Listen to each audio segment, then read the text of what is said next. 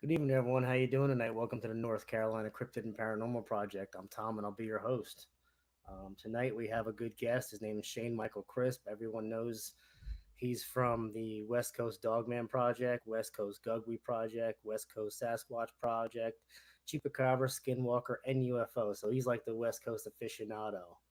With any further ado, let's bring him in.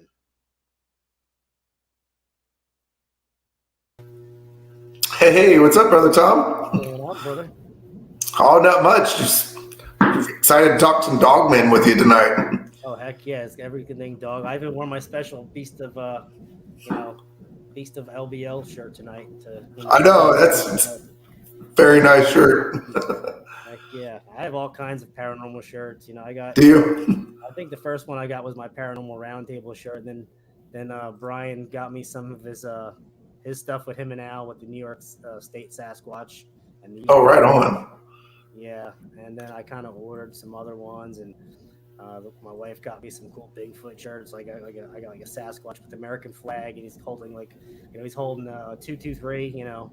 Yeah, right on. So you got a whole closet full of cryptid and paranormal shirts, huh? Yeah, what I need to do is I need to get my own, set up and get some get some made, and I would say just I'll not even try to make money off them, just sell them to promote See, whatever. that's what I do. I make shirts and I sell them at cost, and I send people the receipts saying, "Hey, this is where I get them. This is how much they cost. This is all I'm charging you. I'm not trying to profit off it." Speaking of that, that movie was freaking awesome. That movie, Prey. Hell yeah, Steve. Yes, it sure Did you was. see it? I watched it last night. We even downloaded the free trial of Hulu. The wife actually really liked it. She didn't know what Predator was all about. I was like, "Oh, you got to do a little reading and watch the movie." And I thought it was cool how it ended. I think it was pretty awesome how it ended. Like the way they make it all so it's believable. Like maybe back in the day, like you Hmm. could almost see that something like that, a story being passed down from the elders and getting to the new generations about something that happened. That some warrior woman came out of the woods with something, the head of something not of this world, and so on. So Yeah, like how she was able to just cut its head off and she's just glowing and wearing its blood. I thought that well, was she pretty was sick. able. I don't want to give any spoilers, but she was able to defeat that because she wasn't considered, A threat. well, she was considered prey because the first encounter she had, she was kind of like entangled with something. I won't give any more Oh yeah, details. my bad. Sorry if I gave it. I won't give any more details. I don't want to do no spoiler, but My bad. yeah, it's all good. I try to give little as minimal details without giving away too much. But that freaking movie was awesome. Yeah, that it was. Besides that movie, let's get into Dogman. So, Okay. have you heard anything new about Dogman in the news, or like have you been in any? I know you were out Arizona. Was that where you were at that park with your wife? Oh no, that's out the deserts out here in California. It's about 2 hour, 2.5 hour drive. But I guess you'd say it would be closer to Nevada. I guess where we went. It's called the Devil's Punch Bowl. There was a recent sighting there a few years ago. A guy went on Vic Cundiff's show and told about it. So the wife and I went out to kind of do some investigation, see if we could see anything or something that stood out of the ordinary. But going through the photos and stuff, I don't know if I really saw anything. I didn't get a sighting or an encounter. So Nice. yeah, and Your man was in the chat. oh hey, what's up, mom? That's awesome. That's freaking awesome. So yeah, man, that was you did take some really good pictures. I mean, there could have been some stuff out in the background, but with the shadows and everything, with how it's set up out in that part of the desert, I mean, you can't see shit from 40 That's yards away. It's just blurry, So those things are not. exactly. And I have the latest iPhone too, and the fire came through that area last year, so a lot of the trees were dead, and like you said, it's so blurry I couldn't even really tell if it was. You could tell if it was fresh forest, like the greenery and all that. You would probably be able to see something distinctly stand out. But yeah, I just crossed it off the list and said, yeah, I didn't see nothing here. So next place on the bucket list. So we'll get into like your kind of like what got you into this. People that haven't heard from you before or don't really know much of like how you came into this. Like if you want to do like a quick bio, what got you into this, what made you want to start doing, Dogman mainly investigating because that's a serious topic. I mean, that's like, it's like you got Sasquatch and you got Dogman. Dogman just kind of, towers that whole topic. I mean, just there's so much weirdness about Dogman. So go for it. Okay, yeah. So that the whole Dogman thing, that's what you said, is it towers. I think it's the Dogman spiked more people's interest because it was something that wasn't supposed to exist. But last 7 years, there's been way more sightings. Everyone knows about Sasquatch. Sasquatch is the one cryptid that towers over, but everyone knows about it. You got this new thing that's coming in, and it's being seen on a daily basis. Encounters going to the NADP, they get reports, a lot of reports. But about myself, I'm 31 years old. I'm from Bakersfield, California. I was always believed in UFOs and Sasquatch. Always kept hush-hush about it out of fear of ridicule. Last year, I was working with a buddy, and we were listening to Vic Cundiff's show, Dogman Encounters. Started laughing at the name. The name Dogman just sounds funny and hilarious. But then I started thinking, are these just creepypasta stories? But then I started looking. What really got my interest was the people that were seeing it on a daily basis, that were driving and seeing it on the side of the road eating a deer carcass. So it started sparking my interest, saying, okay, maybe it's not all these people wearing tin foil going out in the woods. Mm-hmm. There's people seeing these things, and the sightings seem like they increase more and more. So that's when I started really diving in, looking on the internet. Really couldn't find anything. Came across Paul's page on Facebook, and I was like, hey, those photos, he's got some really compelling stuff out there in Kentucky. And the one photo that made me a believer was the one that was circulating about a month ago, people claiming it was theirs. And that's the photo that made me the believer, and that's what got me into diving more and started researching my own backyard. Now, is that the face photo that you can see a face like kind of behind like a branch and a leaf, and you look when you zoom in on it, and you can see like the face with the little part of the nose, and it's clear as day? He's got so many, to be honest with you. If I had a copy of it on my phone, I would be able to show it to you. It looks like a big old hulking bear going through a tree, but like it's manifesting into this realm or this dimension. But you could clearly see a head, and that's what made me the believer. Real quick, if anybody wants to see what happens, me and Shane were just talking about this. Click on this link, and you'll see a North Carolina student was just found dead in the Smoky Mountains. He was missing July 31st. He went missing, and they've been posting it on the local news by me like night and day for this guy's missing. They found his body, I think, this morning or yesterday, and it was maybe a couple hundred feet from his car in the Smoky Mountain trails. And this is a highly traveled area, and a highly area like of these Dogman attacks. This is a big zone for them. A lot of people went missing in this area, or disappeared, or actually got killed. So if anyone wants to check it out, go for it. Okay, go ahead, Shane. Yeah, no, like I said, I want to check that out because there's so much activity around the Appalachian Smoky Mountain Trail that how many people actually really do go missing that don't, go reported? The homeless, that's what gets me. Well, if you follow Jeff Nadolny's channel, he talks a lot about certain areas that like up in like the mountains where there's a lot of people that are less fortunate, so they have nothing else to do but turn to like drugs and alcohol. And mm-hmm. a lot of those people in that in that kind of proclamation of that factor are going missing, and no one's really caring because they're like alcoholics and drug addicts and whatnot. So that kind of faction, they're not being talked about, they're not being put on the news. So a lot of those people are going missing or getting killed, and it's really kind of just getting blown under the rug. So yeah, I know there's a lot of missing 411s out here in the Yosemite National Forest that people go missing, and that's an area that's probably going to be the next on my list to go. Hopefully, go heavily armed and take the wife as bait. Yeah.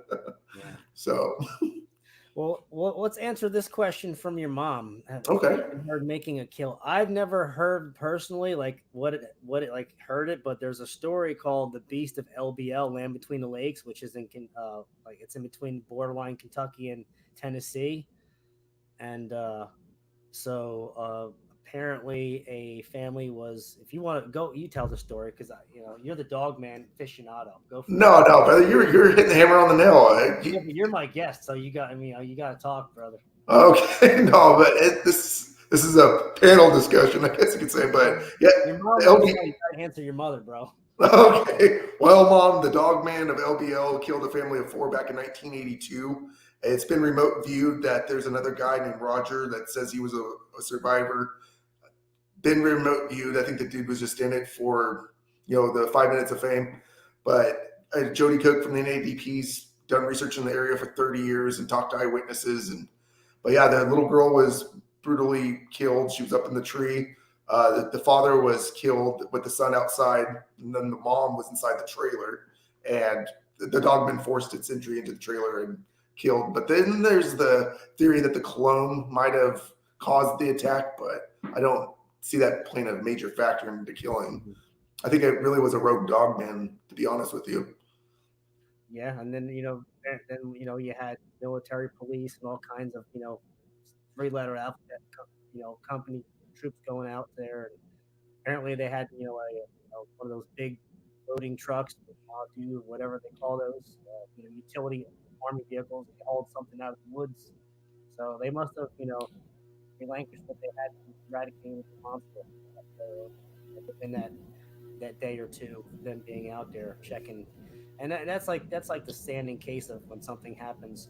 Usually, 9 times out of 10, uh, I've heard this many times. Parks get shut down for a couple days, or they find a reason to shut down, or gate up the entrances, block it all up, and you'll see military vehicles or stuff coming in, and they'll go in, go get the problem out of the woods, and a day later, parks open back up, so it's safe for everybody. Yeah, no, I agree with that 100%. You could say what people, is it cover ups? No, but there's obviously something out there that's terrorizing people. And the LBL case to me is probably the most famous dogman killing out of any of the ones that are out there. It's the most talked about. And what's weird is when when COVID kind of really got really crazy. Do you remember how a lot of the national parks were shutting down? Mm-hmm. Makes you wonder what was going on in them parks when they were shut down due to COVID. Right. Do you think that these things were coming more out of the woodwork since people were being locked in their homes? Possibly, and they got More used to free. it. Then people started coming back out, and guess who's getting attacked, and becoming the number one item on the menu because they're out in the woods and they stumble upon something that they've never seen before. Oh, a fresh meal. That's very true, and we're encroaching on their territory. So I think if you don't go out heavily armed or you go by yourself, you're just asking for an attack, whether it's a bear, a mountain lion, or a dogman, or a Sasquatch. Who knows? Not only that, too, like if if they say, just like a fishing hole, you go to a fishing hole, all the fish get either fished out, or the big bass eat all the little fish. There's nothing else to eat. Well, same thing in the woods. You got one of these dog creatures. They ate all the deer, all the hog, all the coyote, all the wildlife is all gone now.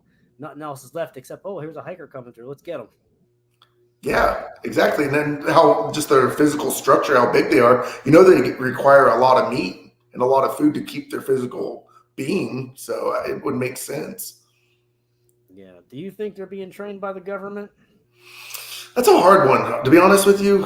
I guess every theory is an open theory. I wouldn't put it past that it is. Maybe they've used them, and then when they get what they want out of them, they just release them out to these national forests. I mean, that's another theory I've heard too. Like the Vietnam War, I've heard of a couple stories where they used them, and then they went and did their mission, and then they released them back out into the woods when they got back to the states. So I definitely keep an open mind to that. I don't believe they're being genetically modified, though. I believe they've been here. I believe the government does use them to certain degrees, though. Yeah, I think there's a possibility maybe the government could have got their hands on one or two of these specimens, Mm-hmm. and kind of, took out some of this, took out some of that, and got the best, and did, engineered the way they wanted it, and maybe set one loose to do some training or to do something. I mean, I believe that. I just don't think that they mass produce these things like Yeah. you've heard. I mean, I'm not saying no one's is telling telling the truth or not, but I just can't see that happening. That many, these things being bred underground in labs. I could see a couple of them being made here and there Mm-hmm. off of the original species that were here since day one. I mean, you got the Cynocephali, you got Saint Christopher, all these even out in ancient Greece, and all these islands out in near India and part of that area. I mean, these things have been seen since the beginning of time. They were Oh traded. yeah, They were traded with the dog-faced men back in the day, and now yep. Every culture talks about dog-headed creatures, and it goes back to Egyptian times, and the natives talk about it, the dogmen and the Sasquatch, and they, all throughout the states and whatever tribe it was, there's at least one tribe that talks about the dogmen. So that's what really spikes my curiosity. Is I always want to learn the history of something. If it's like you said, if it's genetically modified, maybe one or two. I do believe that theory as well, that they did take one and made a super soldier to try to use it for battle, and they probably got released out into the wild. And who knows? I don't believe in the variants. I believe there's different breeds of these things. Mm-hmm. That's one thing I will stick by, because just like a dog, you got your Great Dane, your good Doberman, and your German Shepherd, and then you got like an Akita and a Rottweiler. Where there's a lot of reports of people seeing one that looked like, not Great Danes, but Doberman Pinscher. A lot of Doberman Pinscher facial features. I've heard Rottweiler. I've heard the majority is like a German Shepherd or slash Wolf, but German I've Shepherd, heard yeah. Rottweiler. I've heard the Doberman Pinscher. I've heard even like Chow, Chow heads and Akitas, and then Mm-hmm. you have you're also your out in Africa, your hyena. I've Ryan Tremblay seen a hyena one, so Yes, and it seems like the hyenas ones are being seen a little bit more now with the recent encounters. You think, are these things, are they moving? They're obviously migrating different places, and the whole thing with that whole dogman chart with the 7 variants, I don't believe 2 of them on there are even dogmen. I believe they're Gugwe, and then I don't believe in the whole variant thing, because I had a friend that had an interview, or that I interviewed, and he said he saw one with a German Shepherd head, but it had human type legs, the hominid leg structure. But mm-hmm. according to that chart, they have to have digitigrade leg structure, and it just, I don't buy it. That's Right. why I say there's different breeds. So it had plantigrade foot structure instead of digigrade. Yes. And that's what when I asked him, I was like, well, and then I started referencing that chart, going back and looking after the interview, Yeah. and he said, no, it clearly had human, hominid leg structure, not compared to the digitigrade. Okay, well, that throws that chart out the door. So, A lot of that's theoretical too. yeah, Some of these charts that you're seeing out there, I mean, it's theoretical where it's based on encounters, description, and attributes, and um, physical features and whatnot. So it's hard to really say what's what until that's you true. until you can actually get some to do testing on. Like I can't make a firm decision on anything until I have one to test, or one to I witness myself and observe it. You know what I mean? Yeah, that's what all I'm Make it trying out to alive. do. If I make it out alive to observe it too. Yeah, that's what I would hope, to have a peaceful encounter, which I know they say that's never going to happen. But even just a sighting of one, and that's all I'm really trying to do, to prove to myself that these things do exist. I do believe they exist, but I want to see it with my own 2 eyes. That is true. I mean, like Paul sees them all the time, and he doesn't even have to get that close to them. He has the eye to see them. He knows what to look for, and Exactly. he can get them up to 30 feet, 40 feet from him, and he has I mean, he got growled at that one time when he was getting back in his car. But I mean, Hmm. that's a whole monster in itself an encounter. But still, he's gotten close to these things, and he didn't even know it until after he left and went through the photo editing to look at his pictures. So That's where you're going to find the most credible evidence, is actually when you don't see it out there, but when you get back home and spend hours investigating your own research, your footage and whatnot. And like you said, he got growled at. It's an encounter in itself. hyena types are aggressive in Texas. Yeah, yeah. David from Texas, he's another one. He gets pictures of these things all the time. I mean, he just goes to a certain area and he just takes pictures, and you'll see the eyes, the nose. You could see the teeth. I mean, it's crazy. He's not even really looking. He just kind of gets pictures, and the best way to get pictures is pretty much when you're going without intention to get the picture. You're just doing random shots. And Exactly. same thing with Sasquatch. You get random shots. You're not really showing intention to take their picture. You're just doing, a quick little, pan and snap, snap, snap. And before you know it, you got a bunch of stuff. Well, When that's the thing. Yeah, I've noticed you get more activity when there's more people, either by a waterway or like a tree line or at a park. they're curious creatures, both Sasquatch and Dogman. So of course they're going to get as close as they can and just sit and observe.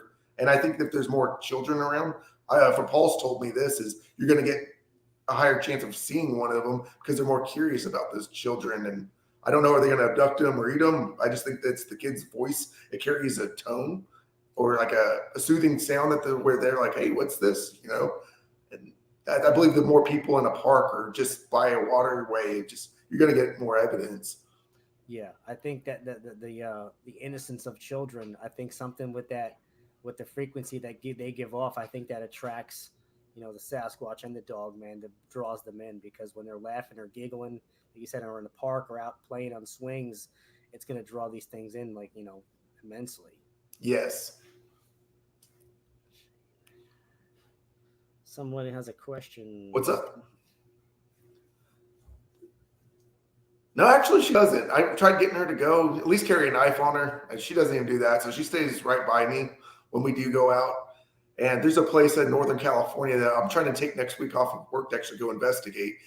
Dev Rooney, our Region 1 director out here with the North American Dogman Project, actually wrote up the encounter that the guy had. And she was telling me about it this last Thursday. And it was actually pretty cool getting to hear the backstory on it. There's a photo where you see in the Jedediah National Forest where this dogman looks like it's walking by this big old redwood tree. And you just see this outline of it. You don't see that face, but you do see the ears propped up. And she was telling me that the guy was actually going to a Star Wars convention. He's not even from California. And he was from Washington down here visiting. And then he was going home, pulled over into the Jedediah National Forest. He said he saw two people. She said that the gentleman saw two people walking by as they were leaving, but then all of a sudden heard like a growl and said, okay, felt kind of weird to get out of there. But as he turned around to take a couple pictures with his cell phone, you see the creature, walking back into the tree line. So that's my next area I'm going, is to Jedediah National Forest to go see what I can find and investigate. How far is that from you now? Oh man, we're talking an 11.5-hour drive. So that's supposed to be on the upper region of California? Yes, sir. It is up on the north, right by the Oregon border. So I'm about 2 hours north of LA, but from where I'm at to where Jedediah National Forest is a 10.5 to 11-hour drive. That's crazy. Yeah. This is going to talk about a lot of gas money. You need to get me a Tesla. 10 hours. That's like, that's a long ride. That's about takes me to get from North Carolina to New Jersey is 10 hours. Oh, so it's equivalent to the same drive. About almost 9.5 hours if I'm getting it. I can get to New Jersey without stopping a lot, just getting gas and going. Like 9.5 hours, I can do that trip. Well, and I also drive in a 2,500 Silverado, so my gas mileage sucks. Yeah, so I have to stop a few times. Yeah, my Silverado's got a 6.2 motor in it, so that thing eats gas like crazy. Because you're in the same boat, but I'm pretty sure gas isn't as expensive out there, right? Is it around $4? Dropped to like $3.84 right now in North Carolina. So luckily, that's it was like $4.20, $4.40, almost going to $4.50 plus. And now I'm back down to $3.80, so I'm happy about that. Yeah, hopefully it drops a little bit more and gets back to somewhat normal. I know we're paying still around $5.50 out here in certain places, but it's dropping. There's an app called the Get Upside app. If you get it, you can actually save money on gas, but they pay you back in rewards.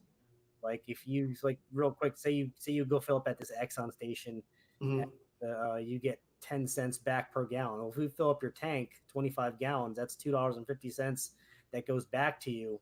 And if you do that over a moment of time, you'll get $30 built up in cash back rewards.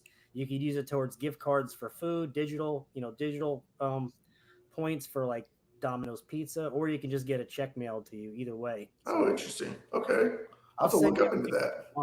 You'll save money, and actually, your first time you do it, you'll actually save like 25 to 30 cents a gallon your first time. So it'll be like mega back. Yeah, I definitely have to try that out. Yeah, if you could send me the link on that, I would definitely like to try that out. Steve asked, yes, I do take a survival pack. In my backpack I got with me, I've got food. I've got my own weapons with me, but I do take a survival pack out, Steve. Well, speaking of weapons, what weapons do you bring? Because I know California is kind of very liberal and gun haughty. So, what are you Yes. allowed what kind of weapons are you allowed in that state of California of yours? Well, it depends on the county. So the county I live in is still luckily a red county. I mean, we're slowly turning purple, but it's I we can still carries out where in the county I'm at. But if you go one county south, you're not allowed. But I do take a 357 with me, and then I take two hunting knives with me, and then I just take that's pretty much the only weapons I have on me. And I've tried to give my wife a knife, but she's not wanting to carry it. She's like, "You carry it, I'll stick close." So, but Sadly, we def- back in the day when Arnold was the governor, you used to be able to, you could bring an AK-47 out in the woods with you. But nowadays, it just got so intense with gun laws. But not only that, yeah. people don't realize when you're out in the woods, especially by you got more than cryptids. You got mountain lions, cougars, Yes. wildcat lynx, bear, grizzly bear, maybe Mhm. black bear, possible Yeah, coyote, a lot wolf, of black bear. Yes. a lot of wolf, coyote. There's Actually, wolf. shockingly, there's not a lot of wolves here. I really did my research on that, and it seems like the last bit of wolves were eradicated back in 1924, Really? and they're slowly reproducing and moving down from the Oregon border down to Northern California. But the last bit of research I did read upon said there was only 20 out in the wild right now, and that's right where Jedediah is at. So from where I do my research at up by Shaver Lake, I did catch a canine looking print, but it was only one. So, and I looked in the area, no wolves, unfortunately. Wow. But we do, like you said, the mountain lions, the black bears. We've actually seen scat from both, so it's kind of Really? scary. And those Yes, mountain sir. lions, I don't know, but those mountain lions, they're nasty. They'll sneak up on you. You won't even know they're up on you until they're like, within biting range of them biting your jugular. I've seen Oh that yeah. video. You've seen the video with the guy hiking the trail and the mountain lions like jumping and like pacing them and like, you know, slashing its front feet forward and getting real close to him and then backing up. And he's like trying to shoo it away and yelling at it and it keeps getting closer and then Throwing it a finally rock. gets away. Yeah, I think because he was walking on the trail, right, and He was walking he on the came trail. across the Came up, baby. he must have came up to like the baby was maybe near the mom or something. Maybe a cub was with it, and Uh huh. that thing was wild. Yeah, I did see the video, and that's definitely scary. I don't even think about mountain lions when I'm out there. I'm thinking, am I going to catch a glimpse of a dogman? But I got to be more aware of my surroundings because I was playing animal in distress calls last time we were up there, and a loud snap happened, and it freaked my wife out because she was about 15 feet away from me, and she came running over to me, and I was like, okay, it's time to get out there, and let's just. It started getting quiet. We could hear the birds chirping and stuff, but when the bird stopped, that's when we heard the loud snap. That was when it was time to, hey, let's hightail and go find a different area. Happen, things get quiet, and the predator. Some kind of predator is coming near. What kind of distressed animal calls were you doing? Like I just rabbit? did a rabbit in distress. I just went on YouTube and started playing it. It started freaking her out. She's like, will you stop? Because you don't know what you're luring in. I was like, yeah, but this is the one way you can get an encounter. But like you said, you got to watch out for the mountain lions and the black bears out here. I've actually played the Sierra Sounds by Ron Moorhead out in the woods when I was with my wife at a park not too far from where I live, Mm-hmm. and we had some activity out there, and I was just randomly playing, the Sierra Sounds on my phone where it starts doing like that samurai chat, and we're like, that, and we started hearing shit. I'm like, oh wow, it's freaking cool. Yeah, I've actually listened to that, and it's scary, especially being out in California. We have nothing but Sasquatch territory out here. I got a question from Yeah, what's up?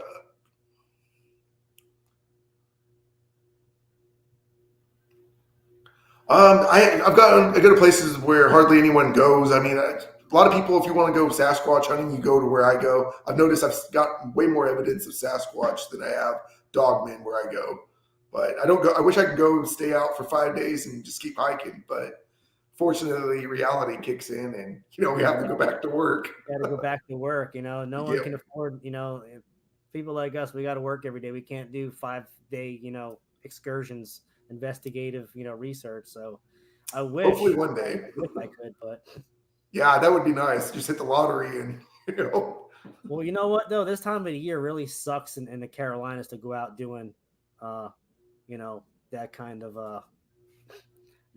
thing out in this like you got mosquitoes, gnats, chiggers, all those little crazy bugs that you walk 10 feet in the woods and they're up in your eyes and you can't see and they're flying around your eyelids and going in your mouth and you're getting wet, stung by mosquitoes and it's just hot and sweaty. And it's usually around September, October is like prime investigative and searching in the woods is like those are like the best times to do it for me. Yeah, no, I was gonna say it's probably like the humidity out there's got to be, and like you said, the bugs, the mosquitoes. I can only imagine. I know out here we do get mosquitoes pretty bad. I try to just layer up with clothing, long sleeve shirts, and wearing a net gaiter if I can, just cover up. And if it ever gets too bad, then we'll back out. But I think the last time we did go, we got more sunburn when we went out to the desert. So should have worn long sleeves then. But I was like, people don't realize the desert, like it gets really cold at night in the desert. Exactly, and then it gets extremely hot during the day.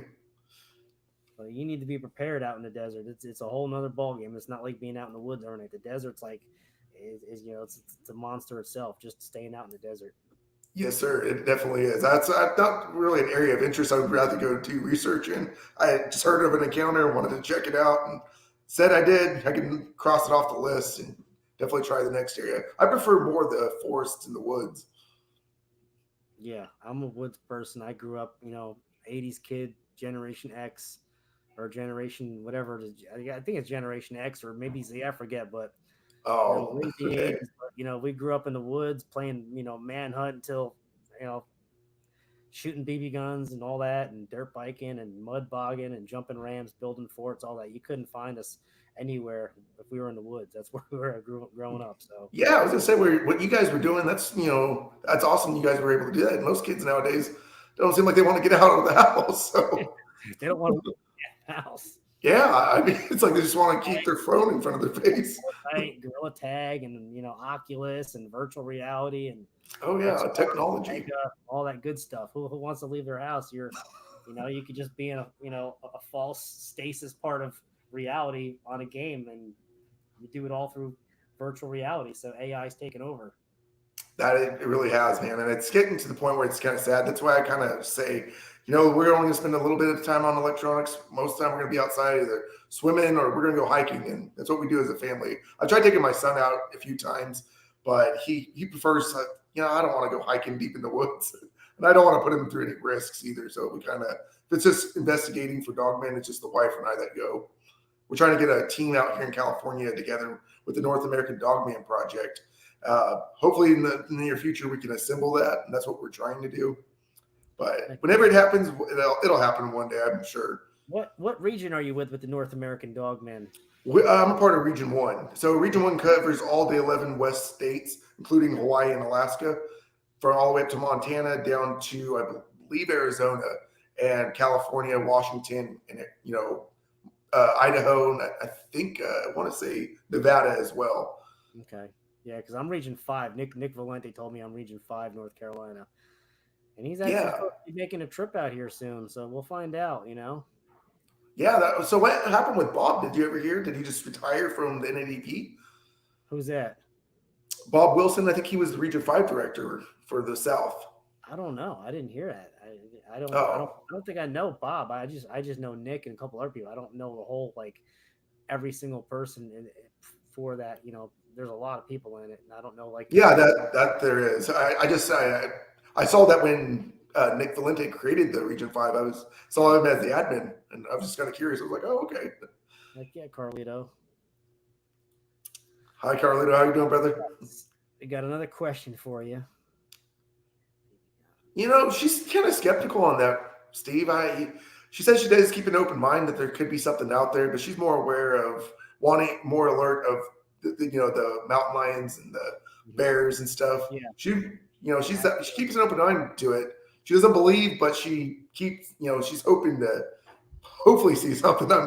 Maybe for me, very supportive. I'm glad I was able to find a supportive wife. My buddy told me the other day, he's like, if it weren't for your wife supporting you, you'd probably be single. Maybe.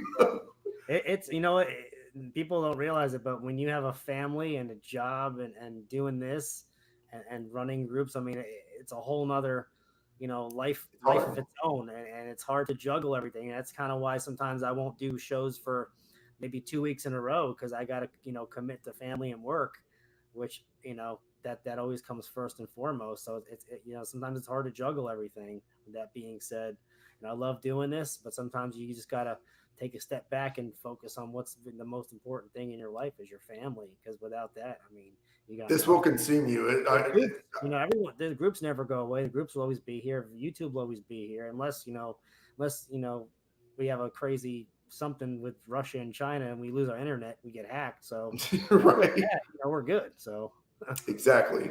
And it's good that you do take a step back, for a week or two. I know I need to start doing it myself, and because it's gotten to the point where I've done so much research or doing interviews and just being on my phone that just trying to find answers for these things and what goes bump in the night, that it's gotten to the point where the wife's like, hey, you need to take a day or two off. And that's why I try not to post as much and just try to take a few days off. But well, it just you have like you're in everything West Coast, the fishing out, like I said, like the Sasquatch, Chupacabra, Skinwalker, UFO, Gugui, and Dogman. So you have a lot on your plate to kind of work with. I mean, you're involved in all that, and I'm sure you got people reaching out to you in other groups like that to get oh information. yeah. You're constantly busy on top of your job, and plus you're in California. You're 4 hour difference than me, right? I'm North Carolina right now. It Yeah, I is think it's either is it 8:30 by. it's okay, yeah, so you're 3 hours because it's 5:37 over here on my time. Gotcha. Yes, Let's see. sir. Yeah, we no shit. We would shoot the shit out of each other with BB guns when we were kids. We had one kid. He got shot between the eyes. We thought he got shot in the eyes with like one of them little CO2 pistols, and uh, actually just between his eyes. And luckily, it was just a little swelling and it went away. But we would annihilate each other in the woods with BB guns. Like you don't even know. this is different breed back then, man. You guys It was like miniature Vietnam in the woods. It was like every man for himself with a 10 pump a 10 pump Crossman or a Red Rider or a Yep. pistol, 10 shot, and you were damn Rambo in the woods at 10 years old or whatever. But hey, those are memories you guys can have for the rest of your life that say, hey man, we took it to the extreme. So Yeah, I mean stuff like that. yeah. Yeah, Nowadays, I'd love to come out to California. I did some surfing in North Carolina when I went to the beach for July 4th, but the waves, they weren't, they were really strong the day that I didn't surf because there was a storm that came through, mhm. like a little storm that surged through, and usually the day after the storm is always good. But when I went out, I didn't take my surfboard out until the day after that day, and the waves were still weak as shit. They were Yeah. good for boogie boarding, but they weren't breaking enough to surf on. You know what I mean? Like you know what I mean? Like you can boogie board anything wave wise, but when it comes to surfing, you gotta have You something get with power that'll pick you up and move you. You know? exactly. That's what a lot of people don't know about me is growing up, I did a lot more surfing before I got into cattle ranching and working on, ranches and with horses and stuff. I was a big time surfer. Well, not big time, but I had a passion for it. I guess you could say like how I have a passion for dogman. Well, I had a passion for surfing. And we always went surfing around the wintertime because it's just the waves were higher, they're crashing harder. And we'd actually go down towards San Diego to surf because that's where the hot spots were for where I like to go. I know Northern California has like Redondo Beach, or not Redondo, they have Santa Cruz Beach. I'm sorry. Santa Cruz is like the surf capital of the USA, they call it. So, Heck yeah, that's pretty freaking awesome. oh Well, yeah, like you have Polynesian blood, so you were born surfing pretty much. I mean, you're like pretty much. big Well, tuna blood inside you. You got to surf, right? right. Well, it's not. I guess you could associate it with it, but actually, I just picked it up because my dad tried it out, and when I was 11 years old, said, "Hey, let's go get on the board." And he taught me a little bit here and there, and then yeah, it became a full time obsession. Oh, And yeah. whenever I could get a chance, but I live like right in the middle of California, where we're 2 hours away from the mountains, we're 2 hours from the coast, 2 hours from LA, 2 hours from Fresno. I Oh, mean, yeah. it's perfect spot, I guess, if you live in California. That is perfect. You're 2 hours, so you can go surfing, and then you can drive 2 hours and go skiing in the mountains. So Exactly. Or you go 2 hours towards the southeast and you're in the desert. So you damn, really get the area is prime, I guess. I mean, other than like we talked about earlier, other than the politics, it's not too bad and the cost of living sucks, but it's actually a really cool place. We can actually eliminate and look past that. So nice. yes, I was sir. talking about bottle rocket wars and Roman candle. We used to think, I don't know if you remember, but there used to be a bottle rocket called the Whistler. Hmm. And instead of going up and popping, they'd go. They'd whistle really loud, and then they'd pop Uh-huh. when they were called whistlers. So we used to get a bunch of them. We used to get like mats of them. They were called mats or bundles in Mhm. Chinatown because growing up in New Jersey, we get everything, all the fireworks, we get all the stuff in Chinatown, bottle rockets, M80s, firecrackers, blockbusters, quarter sticks of dynamite, whatever you Man, want to call them. But we would take the whistlers and we would cut the little wooden stick off and we'd light it and it would just go freaking crazy. It was like you didn't know it was like playing Russian roulette with a bottle rocket, because you didn't know where it right? would go. I So saw a when you video lit on. that thing, you lit that damn thing, you ran like hell. But Oh sorry to yeah. keep reminiscing about crazy shit we did when we were No, younger. that's fine, brother. That's totally Yeah, fine. I'm just honored to be here, just hang out and talk to you. So, I mean, like I said, we can talk dog, man. We can just talk life. I mean, I don't mind. absolutely. So we'll get into the Beast of Seven Shoots. I know I wanted to talk about that. Okay. Yeah.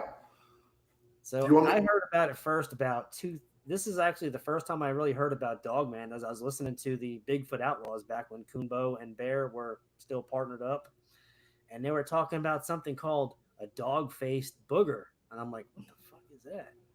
Because I knew what booger was because when I started listening, when I started getting into podcasts, back then, you know, Bigfoot they call them boogers in the South. Well, they started talking about a dog-faced booger. I'm like, what the hell? And then they started talking about like it was a dog man. I'm like, what the hell's a dog man? And then they started mentioning something like, if you want to see a dog man, go look up the Beast of Seven Shoots picture, and that's a gugwe. And I'm like, what the hell? You keep dropping names like crazy. And I start looking at them like, that's a crazy looking baboon type, like, ape creature, Bigfoot, Sasquatch, whatever, gugwe holding like a white lab or something in its arm, like it's holding like it's gonna go, chow down on it, and once it gets out of the picture.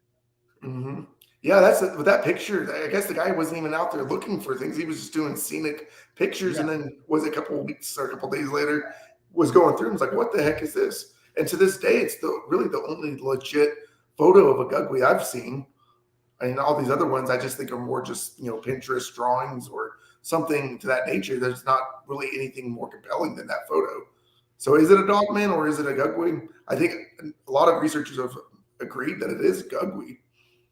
well, gugwe are a lot of people what they've described it as a like a baboon faced kind of Sasquatch, with crazy incisors, pretty much sharp teeth, Hmm.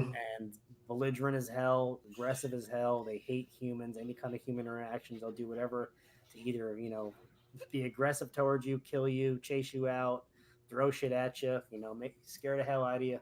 It's just crazy. Yeah, face eaters. Face eaters. Yep, They're that's very true, and that's the thing with them. I don't believe there's a whole lot of sightings of these things or reports because people aren't making it out alive to tell the tale. yeah, I was just They, gonna say, dead man can't tell no tales. So I mean, the major encounters of these things, people can't tell them because they're not here no more. The ones that I think maybe there's not I'm not going to say that the LBL was a gugly, but I think there's another story, the LBL, where there's two people camping in a tent. Have you heard that story? yes, I sure have, and There was, I guess it was a park ranger in a canoe across the way from maybe 100 yards away, and he saw a couple get out of a tent, and something just walked towards the tent and mauled that couple. yep, I believe that was short a few years before from the research I've done on it. I think that happened in 1978, where the family of four that was murdered was in 1982. Mm-hmm. Yeah, it wasn't too far from the year of that happening, but Hmm. and a lot of people say it didn't happen, but there's a lot of saying that it did happen. So I mean, it's crazy. You got to weigh out the pros and when who believes and who doesn't. If people are saying it happened, I'm going to side with them until you When can you prove have me.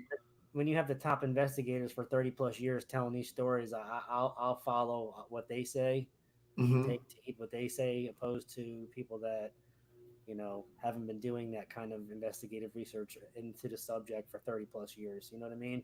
Especially when they actually talk to the eyewitnesses who've Yeah, they actually come talk up. eyewitness. So many local people, and from what I've heard between Jody and Nick, that a lot of people that they've talked to, they won't give their names. They don't want to give their names because of getting ridicule or the position of their power in their work, or maybe their role in the town or whatever. They don't want people to know their names, that know that they know about it. So, God forbid you work for the government, you start telling something like that, they get a whiff of it. Guess what? You just lost your pension, your retirement. Oh yeah, they'll wreck you. That's the thing. They'll destroy your career, your credibility, everything about it. So that's why I think with a lot of the UFO stuff back in the day after Roswell, people were seeing it, but they were being silenced. But now the government slowly in the last year or so has been releasing evidence and say, yeah, there's something a UAP, there's some type of phenomenon that's going up there. But at least they're admitting to it. So hopefully in 20 years from now, maybe they'll come out and say, yeah, there is bipedal canines in the woods. Who knows? Who knows? I mean, they're just like you said, they're just starting to disclose UFOs little by little.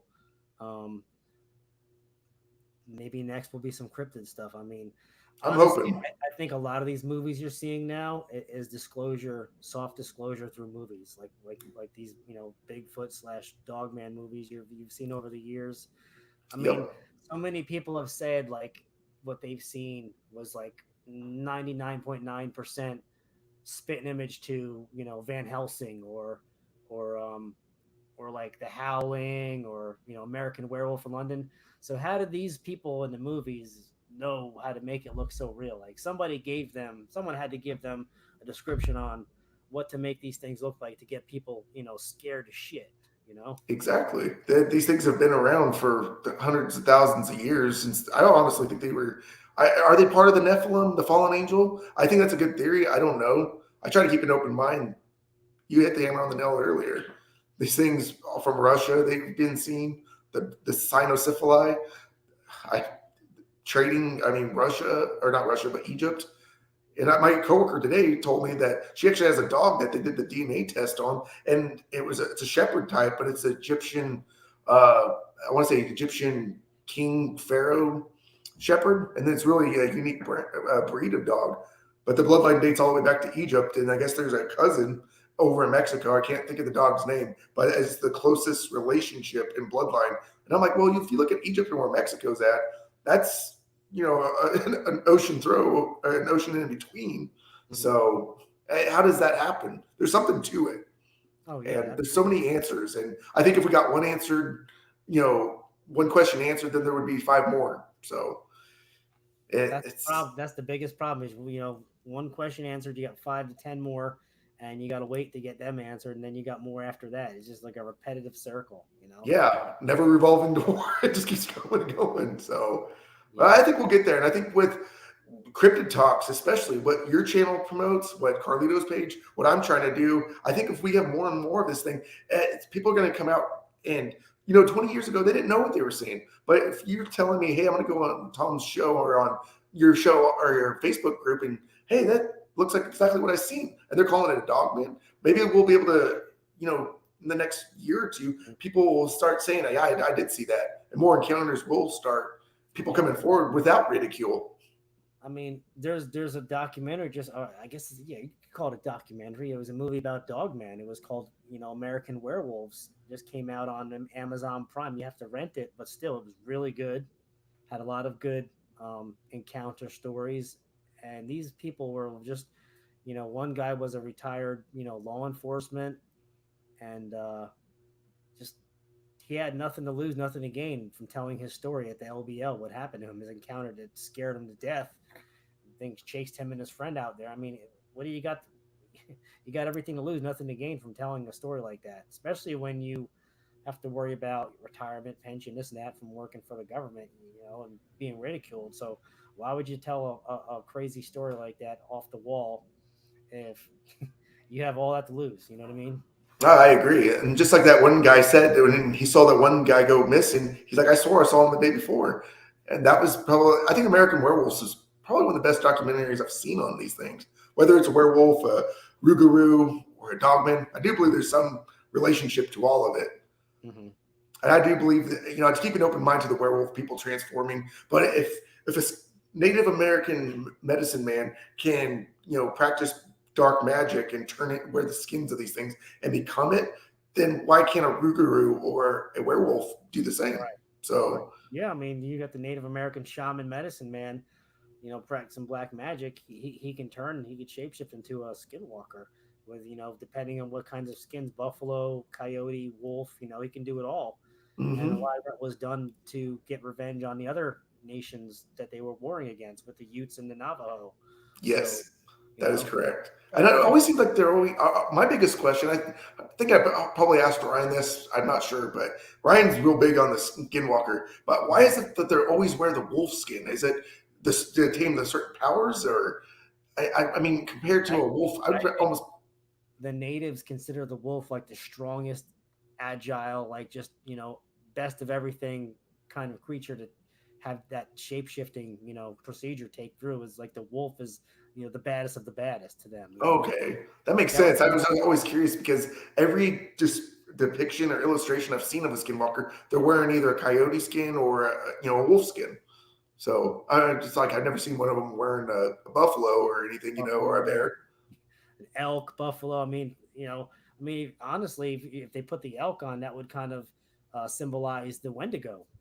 Yeah, with the horns and everything. But So that's kind of like something that kind of got brought into with the horns. That's kind of like a new age of what the Wendigo represents. It's something totally different from what you can be told from an actual native that wants to talk about it. You know what I mean? exactly, and I think Ryan actually broke that down. I don't know if it was during an interview he was doing or if it was when I was with him on, but he said that that's more of a just these illustrations that your typical Wendigo doesn't look like that. That's just folklore and art that they throw It's on like there. Does Reddit, new age Reddit art. yes, there you go, Reddit art. I got a question for you from Steve again. Yes, sir. Actually, I've just started doing that. I'd say my third outing was the whole Scott Carpenter deal, where you just put your camera. I had three different phones recording at one time. I have my chest one that I wear, and then I have the one I have up like this recording the whole time. And then I keep one that I strap it into my backpack. It's my older iPhone facing towards me. So I actually was told to always look up that these things like to hide in the trees. So definitely always record behind you. Oh, heck yeah. I've actually done it one or two times walking out of the trails where I do Mhm. my investigations on my property. And I kind of just I took my phone and I kind of just held it like this, and I had the screen, backwards, and I was just filming it and recording. I was walking up the hill and I paid no mind to it. I didn't even look at it. I just kind of walked up the hill and somebody said that they saw like some black mass, maybe 50 yards behind me kind of moving out of sight. But it wasn't Wow. it wasn't a clear shape. It was just like a black mass, like a black shadow, like shuffling through. Yeah, that's where you're gonna get some of your best footage, That's and creepy shit. that's something. These things are so whatever. It's so fast you can't get a clear. It's almost like the you remember the guy Blue from Hmm. Florida, Fort Pierce. Hmm. That thing is a big blur. What kind of looks like a horse, an ostrich, and a dog man all in one when he slow it down. So Yeah, and then I've heard people try to debunk that one and say, oh, it was cigarette smoke or a mosquito flying by. I don't know. There's something that clearly moves across. So, and oh you yeah, said that was in Florida, right? Florida, Fort Pierce. Fort Pierce. That's right. Okay. Yeah, I think it was something too. I heard it was a ghost of a horse. You hear all the different things on that video. Of a horse, yeah, all kinds of crazy shit. Anything's possible. But he was supposedly that it wasn't recorded. Like he actually filmed like I think a juvenile dog man messing with his garbage cans. I think earlier that night. I think before he actually did Oh, yeah, you see the the live photos. video. Yeah, there's like it's crazy. I But yeah, forgot he other than the video, he does have the still frames of it, and he clearly looks like a wolf-looking head or something with canines. there she is. Hey, Laura, how you doing? Um, but yeah, you gotta really.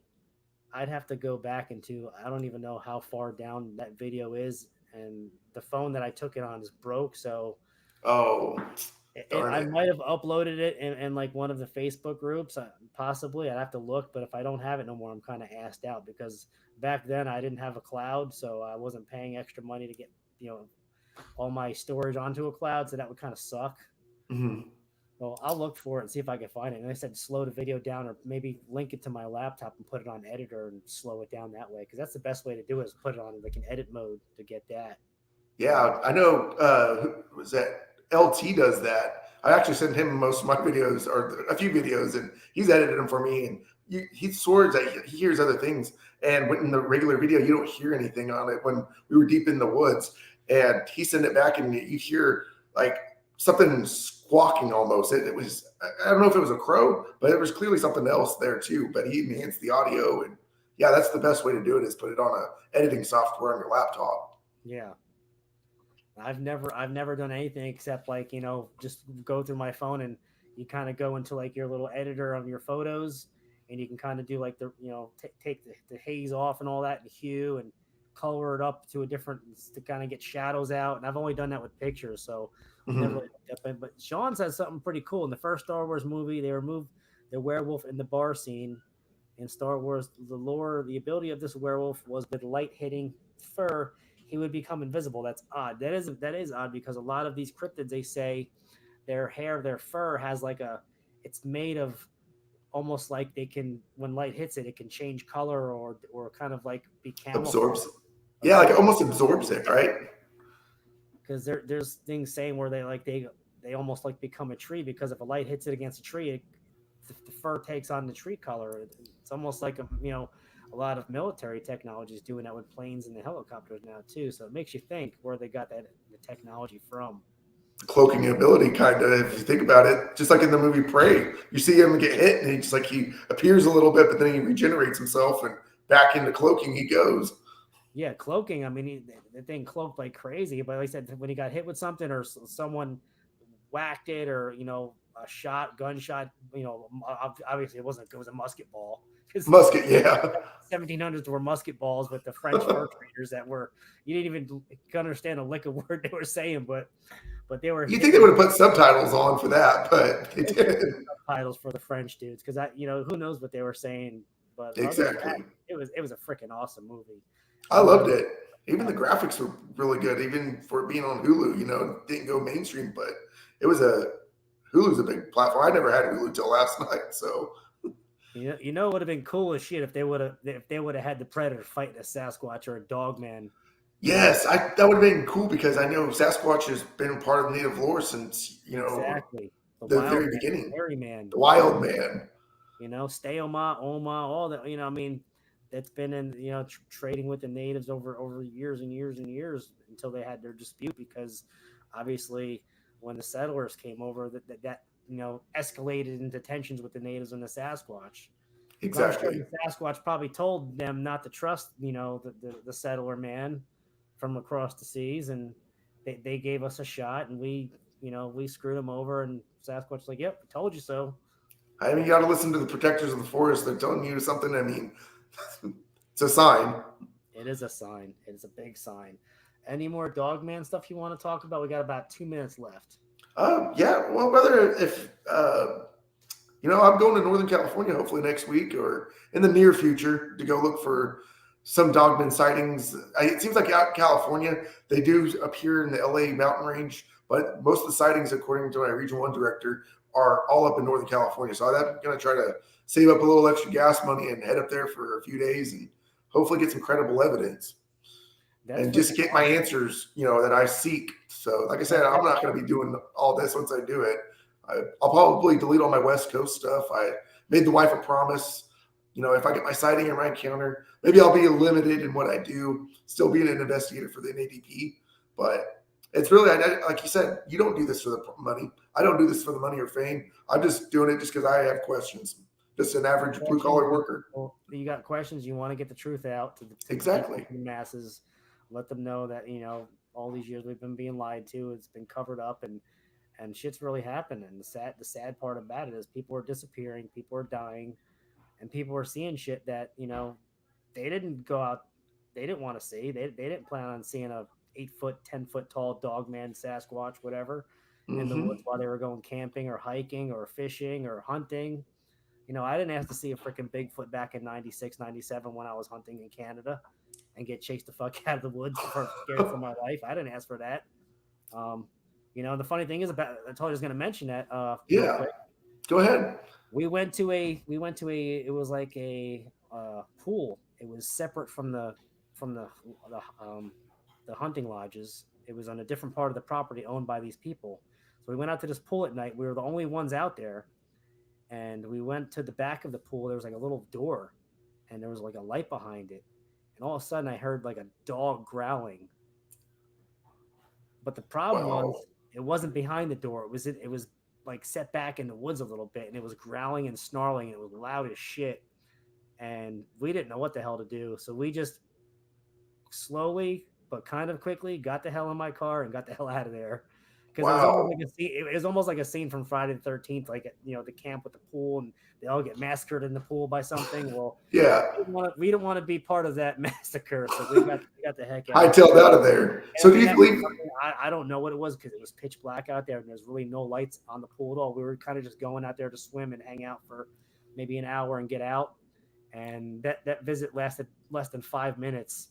And I mean, it could have been a dog man. It was near Ontario, Canada, by the Algonquin State Park, and that's a hot zone for Sasquatch and dog man. So Do you think it was a dog man? it could have been. I mean, it was growling. It had like that really deep tone, like that growl that like when something's mad, when it came Oh, aggressive, it huh? was mad, that aggressive, yeah. But making its presence known at the same time, but it wasn't close enough that we could see it, but we heard it, and Wow. we kind of looked at each other and we're like, "Let's get out of here." Yeah, it's time to go. It did like one of those nosy, like walking kind of quick, but not too quick, and still Yeah. like making sure we're not getting followed by something. We jumped in my car and we got that. We're like, we ain't going back to that pool again. Yeah, probably not worth it. Check it out years later or something. Well, dude, Shane, we're at an hour and 1 minute, and it was a pleasure to have you on. Thanks I'd for love having me, brother. love to have you on back in the fall after you get some more excursions down. We can talk Yeah. about them, and if however it brings us about, we'll do it again. I'd Yeah, love just to. let me know, brother. Like I said, I'm going to be trying to get some evidence and what I find to be credible and hopefully get some people to agree. And yeah, I'd definitely love to do a part two with you, brother. This has been a pleasure. And keep doing the great work that you're doing, bringing on great guests. You, Carlito, you guys were, the inspiration behind why I do interviews. So No, you're doing great, man. You keep doing what you're doing, and you're gonna go far in this. You just said stay grounded. The biggest thing is staying grounded, and not getting overindulged into certain topics because it's hard. Like I said, it's hard to juggle life and do this at the same time.